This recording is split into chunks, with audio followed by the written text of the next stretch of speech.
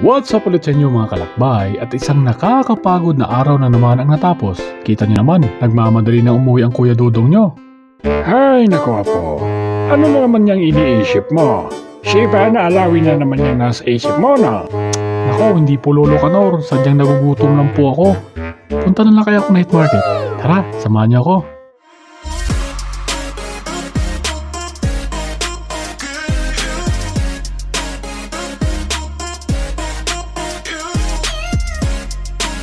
At nagsimula na maghanap ng babae maghanap ng pagkain ng inyong Kuya Dudong.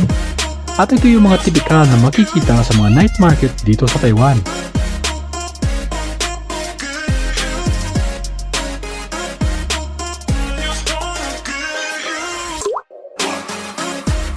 Oh yeah. Nako po Apo, alam ko yan. Yan yung first choice mong pagkain, yung nagsaserve. Ay, loko ka talaga Lolo Kanor. Paborito ko lang talaga yung squid balls kaya dito ako bumili. Ikaw talaga? Asyos, talaga ba?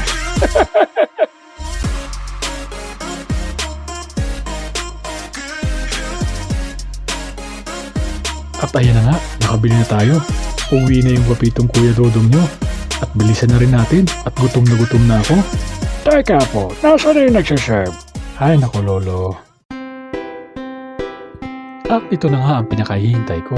Kainan time na. Tara, kain tayo mga kalakbay. Sobrang gutom ko ngayon. Sigurado, ubos to sa akin. Squid balls at fried chicken wings lang palang binili ko. At ito na rin ang hapunan ko. Sarap. Salamat nga pala sa inyong panonood. At mag-ingat tayo lagi. Till next time.